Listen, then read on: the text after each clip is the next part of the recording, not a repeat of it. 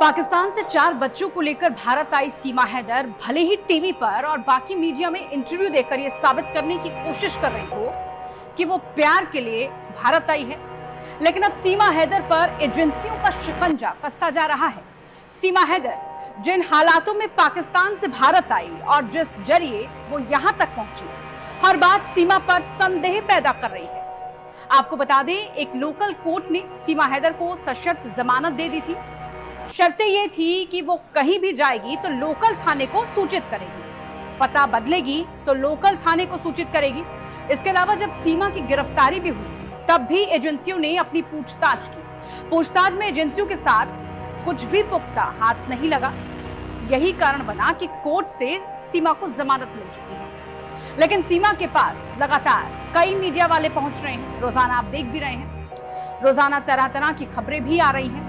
वो आज पूजा कर रही है, तो कभी हिंदू धर्म को अच्छा बता रही है, तो कभी अपने प्यार का फलसफा जाहिर कर रही है। इन तमाम बातों में कई ऐसे पहलू हैं जो शंका के बिंदु पैदा कर रहे हैं। हम इस वीडियो में उन्हीं पॉइंट्स की बात करने वाले हैं। सीमा हैदर पाकिस्तान के सिंध प्रांत के कराची शहर के एक कस्बे की रहने वाली है। सीमा 5वीं पास है, जैसे वो बताती है। कई बार खुद उसने बताया है। लेकिन अब सीमा के बोलचाल को बारीकी से देखें तो पता चलता है कि वो हिंदुस्तानी जुबान में बात कर रही है।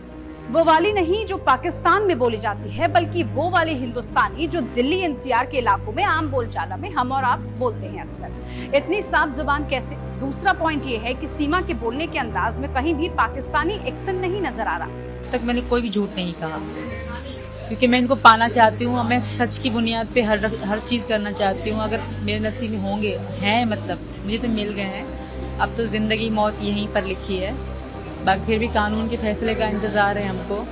लहजा भी भारतीय हिंदुस्तानी जुबान वाला नजर आ रहा है। पाकिस्तान के लोगों को अगर आपने कहीं भी बोलते सुना होगा तो साफ पता चल जाता है कि उनकी बातचीत में उनके पाकिस्तानी प्रांतों की झलक साफ सुनाई जाती है। तीसरा पॉइंट इसमें सबसे बेहद ये है अहम, भाषा पर पकड़। दरअसल सीमा से जितने भी इंटरव्यू हुए हैं, उनमें एक भी उर्दू, फारसी, सिंधी या पंजाबी लफ्ज का इस्तेमाल नहीं किया गया। भारतीय हिंदुस्तानी जुबान में हिंदी और संस्कृत के शब्द ज्यादा आते हैं, फिर उर्दू और फारसी शब्द। वहीं पाकिस्तानी जुबान में उर्दू और फारसी का दखल ज्यादा दिखाई देता है।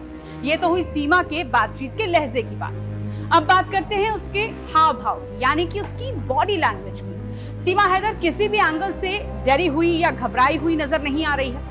यानी अगर आप किसी दूसरे देश में घुसते हैं, उसमें भी दुश्मन देश में, एक तो डर तो सबके जहन में होता ही है पकड़े जाने का। लेकिन सीमा बेबाक नजर आ रही है, इंटरव्यू दे रही है, पूजा पाठ करती हुई नजर आ रही है, कैमरे पर रोमांस करते दिख रही है। देश के प्रधानमंत्री से नागरिकता की भी वो गुहार लगा रही है, अपील कर रही है। इतना कॉन्फिडेंस, वो भी एक 5वीं तक पढ़ी हुई पाकिस्तानी महिला में।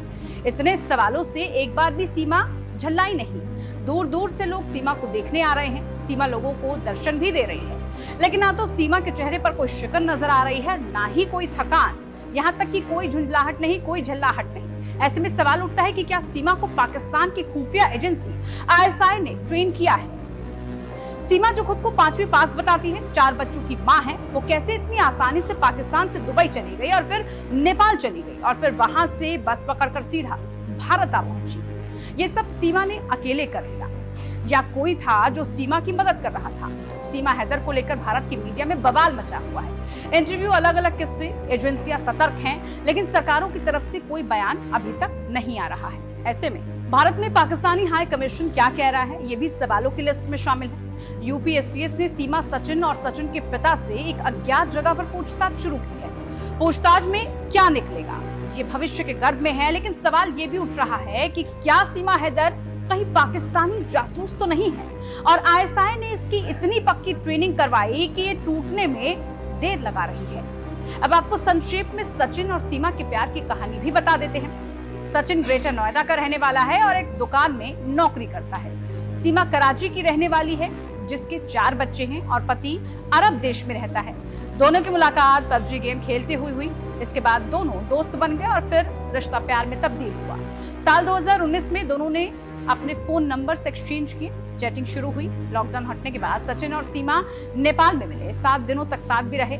यहाँ दोनों ने शादी भी कर ली। सीमा हैदर ने नेपाल में ही अपने धर्म बदल लिया।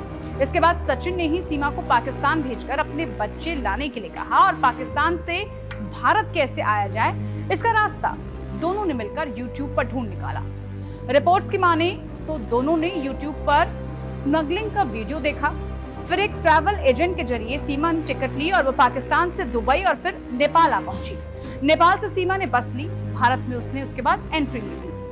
भारत आने के बाद सचिन ने सीमा के रहने का बंदोबस्त किया। इसके बाद सचिन ने अपने घर वालों को शादी के लिए राजी किया। शादी के बाद लीगल प्रोसेस के लिए सचिन ने जब वकील से बात की तो वकील ने ही पुलिस को सीमा के बारे में तमाम जानकारी दे दी। सचिन ने चालाकी दिखाने की कोशिश तो की, सीमा को दूर भेजना चाहा तो 4 जुलाई को बल्लभगढ़ से सीमा को गिरफ्तार कर लिया गया। इसके बाद सचिन और उसके पिता को भी गिरफ्तार किया गया। पुलिस को एक सिम कार्ड, टूटा हुआ मोबाइल फोन, मैरिज सर्टिफिकेट, 3 फर्जी आधार कार्ड, एक Pakistani I card, 6 passport, 5 vaccination certificate, बस टिकट और VCR भी मिले। 14 दिनों की न्यायिक हिरासत में उसको भेज दिया गया, लेकिन 7 जुलाई को सीमा को जमानत मिल गई। तो ये तो थी सचिन और सीमा की कहानी। सीमा का एक वीडियो भी सामने आया है। वो कह रही है कि वो जासूस नहीं है, सारे आरोप गलत हैं और कानून अपना काम करेगा। तो मैं उनको यही कहूँगी, इंसानियत की नज़र से देखें, ठीक है, जो जासूस हूँ या नहीं वो कानून कर रहा है। हालांकि ATS पूछताछ कर रही है, आगे क्या कार्रवाई होती है इस पर सभी की नजरें बनी हुई हैं। अगर ये वीडियो आपको पसंद आई है तो इसको लाइक और शेयर जरूर कीजिए और बने रहिए टाइम्स नाउ डिजिटल नवभारत के साथ।